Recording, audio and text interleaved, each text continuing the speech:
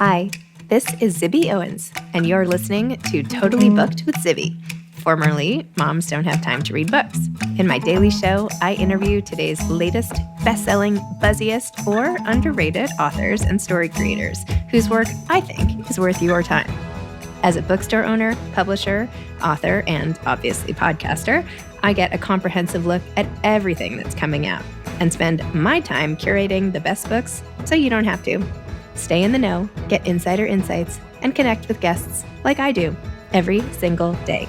For more information, go to zibbymedia.com and follow me on Instagram at Zibby Owens. Melissa de la Cruz is the author of When Stars Align, a novel. Melissa is the #1 New York Times, #1 Publishers Weekly, and #1 IndieBound bestselling author of Isle of the Lost and Return to the Isle of the Lost, as well as many critically acclaimed and award-winning novels for readers of all ages. Her books have topped the USA Today, Wall Street Journal, and Los Angeles Times bestseller lists and have been published in more than 20 countries. A former fashion and beauty editor, Melissa has written for the New York Times, Marie Claire, Harper's Bazaar, Glamour, Cosmopolitan, Allure, the San Francisco Chronicle, and more. She has also appeared as an expert on fashion trends and fame for CNN-E and Fox News. Melissa grew up in Manila and moved to San Francisco with her family, where she graduated high school salutatorian from the Convent of the Sacred Heart. At Columbia University, she majored in art history and English. Today, she lives in Los Angeles and Palm Springs with her husband and daughter.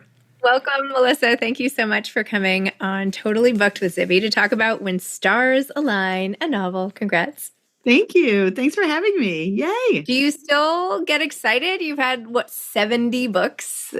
Does it even matter when you have a new book come out? It's funny because I just did an event at your bookstore, and I did say that, during the panel that, I sometimes my biggest nightmare is that I've forgotten that I have a book due or out, It's kind of like, because once I've finished with the book, I completely forget about it, and then I have to promote it a year later. I'm like already onto the next 5 projects. So it's always exciting, always for sure. I think, you do tend to take it for granted a little bit. And then when I see myself kind of starting to do that, I pull away and say, hold on, remember when you wanted this life? This is the dream. You have to always remember, even when you're frustrated with work or whatever's happening, at some point, this was the dream that I wanted to live. So I have to be grateful. I know. I love whenever I'm totally stressed out, my husband's not like, I have to do this. You have to say, I get to do this. I get to do this today, not I have to do this today, which I don't know. It helps. I know it does, and it is so silly to complain about something that, you dreamed and worked hard for, but still we do. We're writers. So. Yeah. I mean, you complain, you have to complain about anything. Life is life, no matter what it brings. But of course, we know you appreciate it all. So When Stars Align, this is a Mindy's Book Studio publication. So explain what this means. So Mindy Kaling has a lovely imprint at Amazon. And when we submitted the book to Carmen Johnson, who's at Amazon, she said, you know what, I think Mindy would really like this. And I think we can publish it under her imprint. And I said, oh, cool. And it turned out she was right. And Mindy is just as much a fan of Y2K era stars as I am, no surprise there. So yeah, it was really, really fun. And Mindy's been promoting it, and she sent me the cover with a personal note from her. So that was really exciting. That is so sweet. Carmen Johnson is also my editor at Amazon. Oh my goodness. Yeah. That's so funny. I love her. Been working together now for I don't know, couple of years, 4 years, something. Oh, yeah, she's great. Yeah. Okay. Can you please explain what the book is about? Sure. When Stars Align is a little bit of a Daisy Jones and the Six retelling of 3 characters who are kind of loosely inspired by the lives of Lindsay Lohan, Paris Hilton, and Britney Spears. And it was inspired by a photograph of the 3 of them from the 2000s. And I thought, how amazing that they were friends in their 20s. And, now knowing all we know about what they actually went through and how the media treated them and, that Paris Hilton's persona was just that, a persona. It was just so fascinating to kind of look back on that and who they were now. And I kind of wanted to write something about that era for kids who weren't alive when it happened, like my daughter, who's 18. And it was actually also inspired by her saying, Paris Hilton is a queen. And I thought, oh my God, really? That was not how Paris Hilton was seen, by our generation at all. So I thought, oh, I'll delve into this and see why the kids are so into this, why they're so into these kids, these starlets now. So interesting. Wait, what do you mean she thinks Paris Hilton is a queen?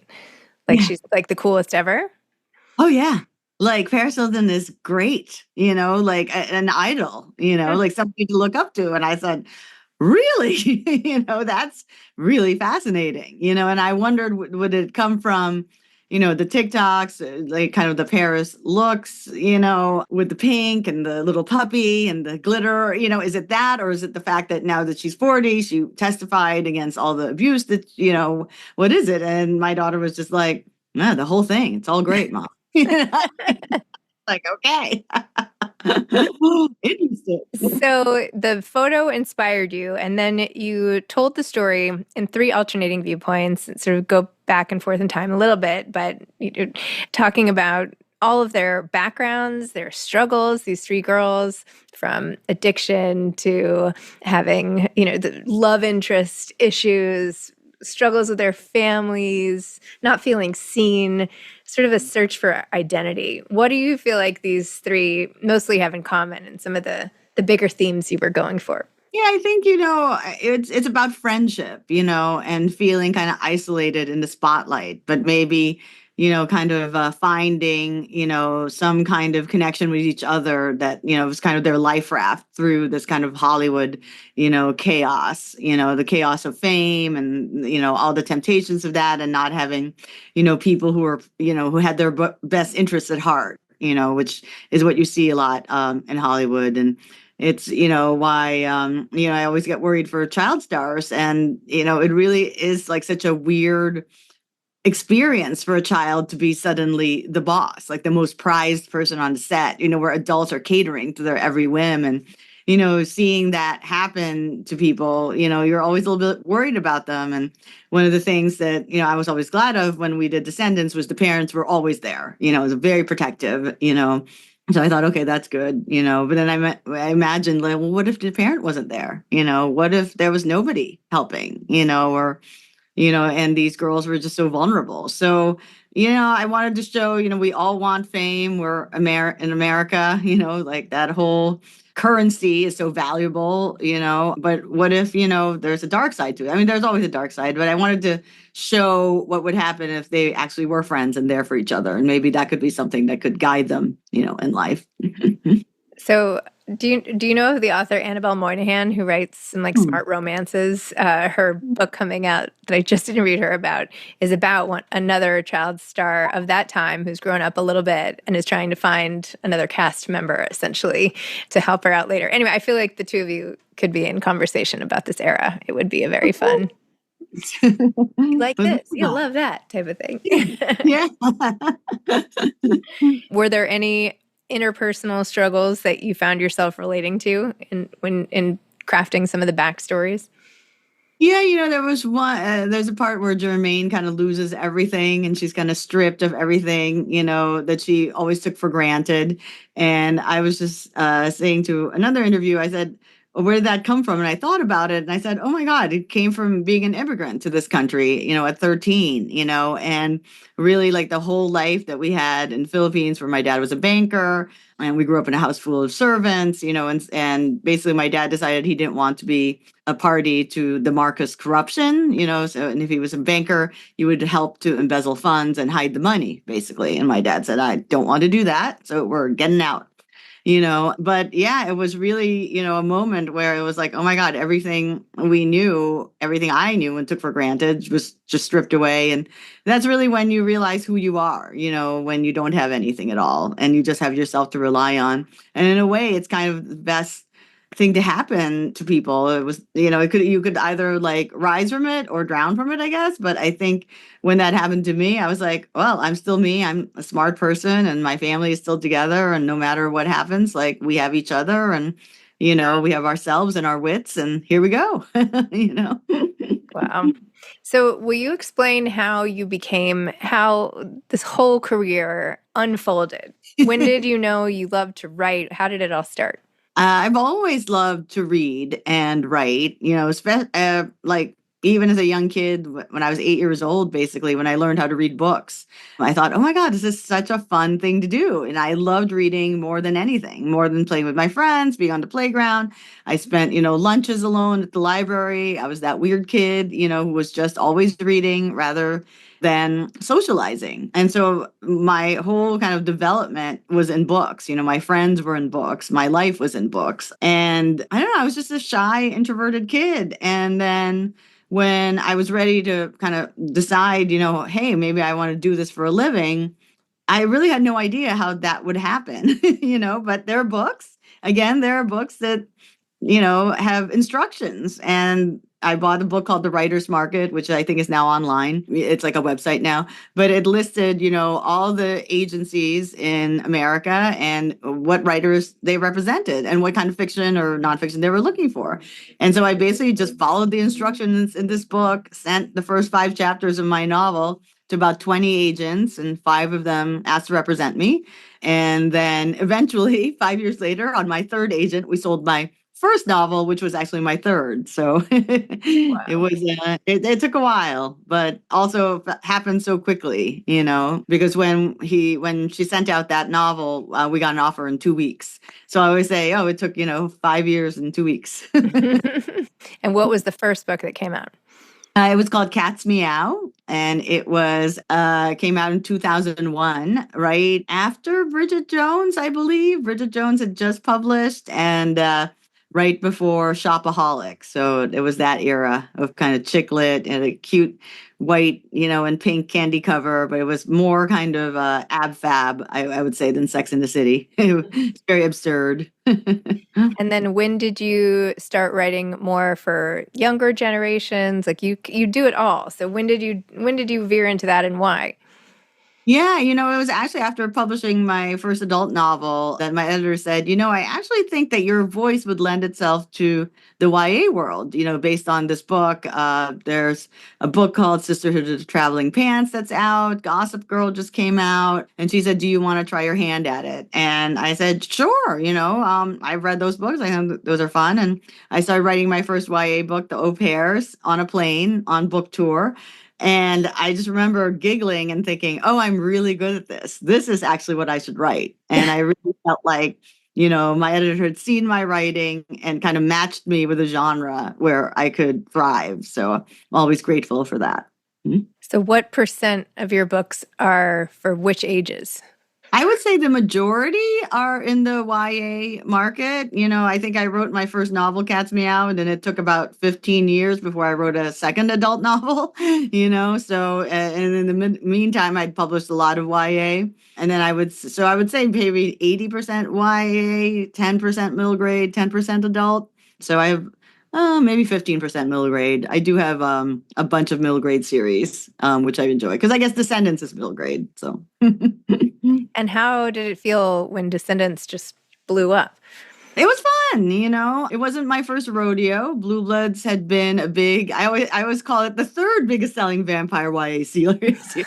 Twilight, not that. A little, So, Disney had asked me to work with them based on the success of Blue Bloods. So it was really an honor and really thrilling to be able to work in the Disney universe. And I always thought it would do well. It was interesting because they had done several books tied to their properties, but Descendants was the one that really blew up.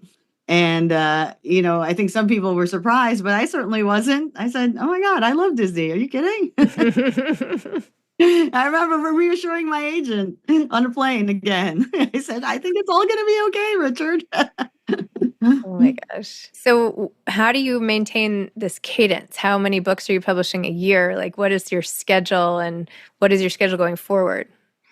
Yeah, ever since I started in YA, I would say for about 20 years now, I've published about 5 to 7 books a year because, the middle grade books do come out every 6 months and YA is on a really fast schedule. Like I had to do one Blue Blood. So it'd be one Blue Bloods every year, like, two of the middle grade and then this other series. So I just kind of got into, that treadmill of always kind of being on deadline, which I remember when my daughter was little, they would send me on tour with the nanny and book us, either suites or 2 hotel rooms. And, I always am glad that I work in a very female friendly industry, publishing. There's a lot of moms. I was pregnant and I was on deadline, you know, and they said, okay, you can take a couple of weeks off, but we do need the book, but, enjoy the baby, but bring so yeah, I outline a lot. So that's what I do. I outline and I always know what the ending is, and then the first draft, I think I wrote one of the Ashley's books in 2 weeks. So I am a fast writer. I can write them quite quickly. I'm getting a little slower in my old age, which is kind of, a little shocking. I'm not quite as fast as I used to be. So how long, for example, did When Stars Align take you to write?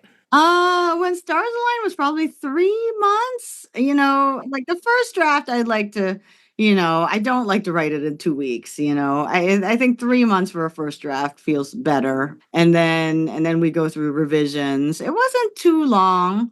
It wasn't I mean, it was really easy. Carmen and I did a couple of revisions back and forth, but because it was outlined and because I shared the outline with her, she knew, what to expect, and I kind of knew where the book was going. I had few parts of the mystery I hadn't figured out yet, but that kind of came in the writing. I mean, everything has to be spontaneous too, even if you have an outline, right? You can't just write from the outline. It also has to feel organic and real. So I always say I can tell when a writer, let's say, outlined it and just did the outline. You still actually have to revise and change things and, kind of move things around. I think I kind of know how story works. So I can see when it goes off the rails. So I can kind of course correct quickly. But other than that, every book is always, terrible to to work on. It's always just this really, kind of awful project. And why have we embarked on this? Oh, it's so hard. So And what is the secret formula then? Like when you're structuring or outlining, like when you can tell if somebody is just writing from an outline, what is missing or what should people make sure to include? I think when it's predictable, that says to me that, and I mean, I can always tell things. I understand stories. So I'm like the worst person to watch a thriller with, because I'm like, oh yeah, he did it, and my husband, stop doing that, but, when it's too predictable, that means that the author kind of reached for the easiest solution. And, I always like do that first and then think, well, what's the thing that they won't think about? And what's the thing I can twist around? And then you always have to say, well, okay, we're not going to do the first thing. We're not going to do the second thing because they're going to think about that too. So you actually have to go to like the fifth thing or the 10th thing. Hmm. But then sometimes things get too convoluted too, where you're like, forcing these plot twists too hard. I don't know. I think, in a way, it is just magic. And when it works and you can feel it, and sometimes the magic doesn't happen until the very, very end. Like on Witches of East End, I remember I had written the whole book and I was like, it's still just not working right for me. I don't know why. And we were at a bar in the Hamptons and I was writing the plot on a napkin, explaining it to my husband. And I said, wait a minute, if I do this and switch this, actually, I think that works. And I remember I was like, this ta-da, light bulb moment when I realized what was wrong with my book. And, that's really helpful when that happens before the deadline. Yeah. I know I'm writing a novel for Carmen now and I don't know how it's going to end. And my kids keep being like, well, but where is it going? I'm like, I don't know. If I knew that I wouldn't be having any fun writing it, Exactly. honestly. Yeah. I don't know, but maybe that's not the way to do it. I think, at one point when you understand what the story is, and then you actually have to go back and rewrite it and make sure that that story that you discovered is fitting that, So I always like to have time for that epiphany where you've figured out the story and now we're just going to polish it, Yeah, exactly. Rewriting it. Any books you particularly love to read yourself? So I read a lot of fantasy and romance. I read a lot of bestsellers. I like to read what people are reading. I like to know what the culture is interested in. I have a big adult romantasy coming out in September called Rings of Fate. And even before I had started that book, I just read a lot of romance. I was really kind of like immersed in the genre and really enjoyed it. And I was like, I would just tell my husband, I was like, I guess I get why people love these books. They're just so pleasurable to read. They're just so fun. So I hope I did that genre justice because I really, really enjoyed those books. And so I wanted that book to have that feeling of, just something just so entertaining and just so fun to read and watch two people fall in love. So are you going to write again later today? Like, do you write every single day? I don't. So today's Tuesday, which is my Zoom day. So I Oh, try to pack a lot of my meetings and interviews on Tuesdays because that's the one day where I don't write. But other than that, I do try to write every day in the morning, and I try not to have, any meetings or any distractions because I find like the early part of the day before lunch is always the most creative, and then after that, you really kind of can't get back into it anymore. Although I used to when I was younger, when I was younger, I could always put it back in. And also when I'm on deadline, I can always just go back in. But when I'm not on deadline, I like to just draft in the mornings. I love that. Tuesday Zoom day. All right. I like it. I wish I could keep all my Zooms to one day.